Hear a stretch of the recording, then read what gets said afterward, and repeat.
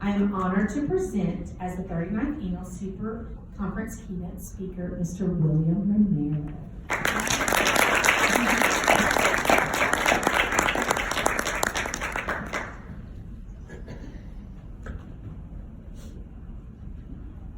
I am disabled. When I say this, some people are shocked or do not believe me because my disability is not immediately visible, or at least it is not visible now. Hello, my name is William Romero, and I am a senior at Lafayette High School. Because of my experience with disability, I've become an advocate, pushing for greater awareness for people with disabilities, and even hosting a panel at my school to do this. Although I am proud to be disabled, it has not always been easy. But whenever I am down or discouraged, I remind myself that I am more than my disability. I did not always know my condition. Whenever I was 4 years old, I was playing my favorite sport, soccer, when my father noticed that I was limping. Like any concerned parent, he brought this to the coach's attention. After going to the doctor in Lafayette, we were referred to New Orleans. The doctor in New Orleans did not understand what was happening and wanted to operate at the age of 4. This was not a choice my parents were okay with making without getting a second opinion, so we went to MD Anderson. Walking into MD Anderson was a life-altering experience, even at 4. With many cancer patients, most people would expect a depressing atmosphere in the air, but all I could see when I looked around me were fighters, like I hoped to become. This would be the day that I would meet the doctor who would forever change my life, Dr. Valerie Lewis. Unlike my previous doctors, Dr. Lewis knew what I had because she had seen it before. She informed us that I had a benign bone disease called Fibrous Dysplasia, a condition that produces bone lesions throughout my body.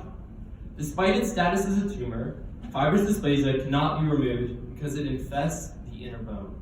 Her strategy was to wait and watch, which proved effective as I wouldn't have to have surgery until 7th grade. I went to LJ Alamont for middle school. While walking around school, I started to notice pain in my legs and feet. Because I was in 7th grade, I continued to shrug it off as just growing pains. But as the pain mounted, I decided to tell my mom about it. She was concerned because despite being in pain for my entire life, I refused to acknowledge it. This acknowledgement meant that the pain had to be more. We called Dr. Lewis and got x-rays done in Lafayette, and immediately after sending them back, we got a call from her asking us to go to MD Anderson. After x-rays and CAT scans, my mom and I sat in her office, fearful but optimistic. When Dr. Lewis walked into the room, she broke the news that I would have to have surgery on December 15th, just a week and a half before Christmas. The month before my surgery went faster than ever, and we returned to MD Anderson about a week before my surgery in order to get more x-rays and blood work done. While waiting to get my x-rays, I noticed a young man with crutches identical to mine. As he passed in front of me, he commented on my crutches. This small comment was the start of a lifelong friendship. His name is Tanner, and he has guided and helped me along the entire process. Tanner has the same doctor as me, and he actually had a very similar surgery. So our small x-ray waiting room conversation allowed me to ask questions and prepare myself for the long journey ahead. December 14th was the scariest night of my life. I spent most of the sleepless night calling my friends and family. Some of my family were able to come and support me, but my brother had to stay with my grandmother because he had to go to school.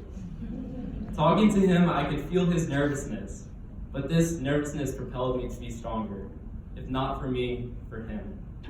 On December 15th, Dr. Lewis and Dr. Hannah Soto, a plastic surgeon at MD Anderson, performed an 8-hour surgery where they took a vascularized bone graft of my fibula and inserted it into my femoral neck, strengthening my femur and removing as much of my disease as possible. I woke up in the hospital bed with pain spread throughout my body, but I knew that my body was not going to heal itself. With the help of my aunt, I was able to stand up on my crutches and move around the hall. Although I did not go very far, I was proud of my ability to stand back up after being knocked down. I stayed in the hospital for a week, and though I originally disliked the December date, the Christmas events throughout the hospital continued to inspire me. From making Christmas cookies to conversing with other students, other children, and the MD Anderson Ronald McDonald House staff, I recognize the importance of the little things. These celebrations allow me to feel a little bit of home and see hope. My friend Tanner also came in to visit me in the hospital, which was an extraordinary act of kindness that helped keep me motivated. After spending various days doing physical therapy and my own little exercises, I finally reached the finish line. When we arrived home, I was greeted by my brother Parker and grandmother, who had decorated the house with welcome home posters and a gingerbread cake. Though this gesture may feel small, it made me happy and put a smile on my face, which was exactly what I needed at the time. The healing process would not be easy. This would be the first time experiencing school from a wheelchair. But despite this, I made the most of the situation. I kept a smile on my face, even when it hurt. Because not because I wanted people to see me as an inspiration or optimistic, but because seeing my smile reminded me of the power I had over my physical condition. Although I had power over my disability and refused to let it define me, it was the actions of others that gave me hope. My 7th grade English teacher, Mrs. Walker, saw William Romero instead of seeing a kid in a wheelchair, or wheelie, as I was quickly nicknamed. Even more so, she cared enough to check in on me, even when she was hammered with work. The Asbury Youth Group created cards and gifts, making my Christmas a little brighter, and various families brought food and treats to my house, treating me to amazing meals and allowing my family to take a break from their restless work. These actions, no matter their size, made my first surgery less of a burden and more of a blessing. After months of physical therapy, I finally overpowered my disease and was able to view 8th grade from my own 2 feet. Around the 1-year anniversary of my first surgery, my leg was fractured. I had overcome my setbacks once before, but now I felt powerless. I began to associate Christmas with this pain and anger. When Dr. Lewis said that I would have to spend the rest of my 8th grade year in a wheelchair while we waited for my leg to heal, I screamed. I no longer felt like the strong and optimistic boy from before. I was broken. I returned to school in a wheelchair once again. Wheeling into my classes, I felt like I had failed.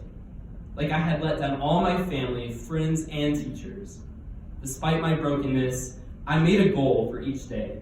Make someone smile like they made you. As the people around me started to smile, it spread to me. My family, teachers, and peers were able to make my 8th grade year my favorite year of middle school. Although I was bound to a wheelchair, I would not change a thing because the chair did not define me. It assisted me. Like any child would, I could not help but speed through the halls like they were a raceway and pop the occasional wheelie, relishing in the opportunity to take my childhood back from my disability. These small moments of freedom and fun demonstrated to me that a situation is what you make of it. I once again had power over my condition, and I graduated 8th grade with a heart full of hope. I had finally healed my attitude, but my bone remained broken. Dr. Lewis decided to fix it with surgery on August 1st, 2016. Once again, I would have another setback, but this time I refused to let it dampen my spirits. The surgery consisted of putting a metal plate and screws into my leg in order to allow the bone to heal. On the night before my surgery, I had dinner with my friend Tanner and his family, who had helped me through my first one. After surgery, Tanner and his family walked into my room carrying an Xbox One. An Xbox One may seem irrelevant, but this small gift gave me hope. I felt loved and cared for. I felt like a kid. Tanner's gift also pushed me to prove to him that he was right, that I could get through my physical struggles. With the help of my family and my dad's own physical therapy program, I was once again able to overcome my setback. When we arrived home, I was excited to play my new Xbox One, and I spent most of my free time doing just that. My freshman year was about to start, and I would have to be in a wheelchair once again at school. I would introduce myself to my new peers and teachers from the confines of a wheelchair, but I refused to let it define me. My first week of school was amazing, and although there were some struggles and misunderstandings, I refused to let ignorance hold me down. My amazing counselors, teachers, and new friends helped me around school and made me feel welcomed.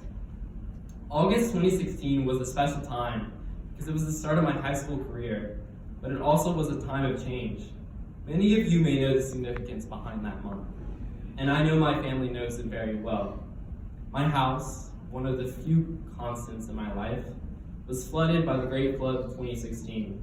My dad carried my post-surgery body above the flood water, refusing to let the water cause another setback. We spent all of freshman year at my aunt's house. I am forever thankful for that opportunity because I know there were others who were not as lucky as us.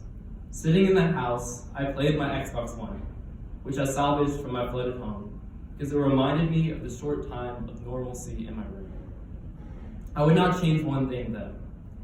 Because of our position living with my aunt, I realized that my house was only a building and my true home was with my family. They were the foundation that kept me from falling into the floodwater. The living situation also allowed us to get closer to my aunt and uncle, which furthered our appreciation of each other. There are many people who made our situation less of a pain, and it was the small acts of kindness, once again, that got us through. A family friend brought us Popeyes one day, a small act, but one that changed me. Once again, I was reminded of the importance of caring for your neighbors and friends and just being kind to one another. Just like I refused to be held back by my disability, I refused to let my new home hold me back. I ran for student council with the slogan, "Will is the real deal," which quickly turned into "Will is the wheel deal" because of my wheelchair. It was small things like this that tried to keep me down, but despite how my peers may have saw me, I knew that I was more than my wheelchair or my disability. Freshman year was a year of change, but I enjoyed the experience, not because of the occasional wheelchair joke, but because of the chance to experience freedom. As the year wound down, I was finally able to do physical therapy and put weight on my leg. That summer, I was finally able to walk without assistance, and as I was healing, our house was being rebuilt. Before the start of sophomore year, we moved back into our newly renovated house, and I was able to start sophomore year from a new perspective. I always knew I wanted to change the world, but I did not know exactly what my calling would be. Junior year, we had to complete a service project for student council, and my idea won. I was able to organize a drive for MD Anderson Ronald McDonald House, which saw hundreds of students donate items. My family and I brought up the items to Houston on the anniversary of my first surgery, December 15th, and the experience changed my life. I was able to walk around the halls that I needed assistance walking just a few years earlier, and see many familiar faces that made my experience as a patient less of a burden and more of a blessing.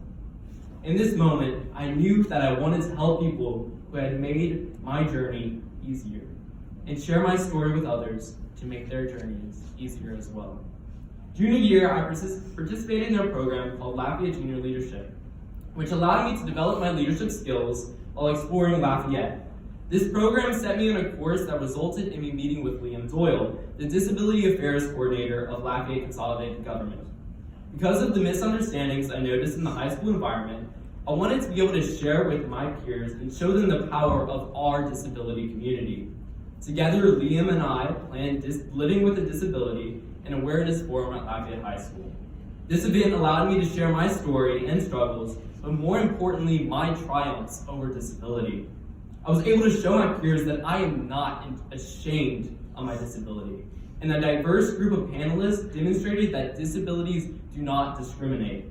They affect people from all walks of life. Living with a disability is only the beginning of my goal of raising awareness for people with disabilities among high schoolers. Last summer, I participated in the Boys State program, where I was able to share my story and passion for politics with my peers. I was elected governor of Boys State, which allowed me to show my peers that people with disabilities are not their disabilities. They can be leaders, they can be friends, and they can be your brothers. I was chosen by the Boys State staff to attend Boys Nation in Washington, D.C., with 99 other boys from all over the nation. This experience allowed me to continue to raise awareness, because I wrote a bill for our mock legislator that called attention to fibrous dysplasia and the lack of money needed to research it and other rare diseases. My bill passed the Boys Nation Senate overwhelmingly and was signed by our president.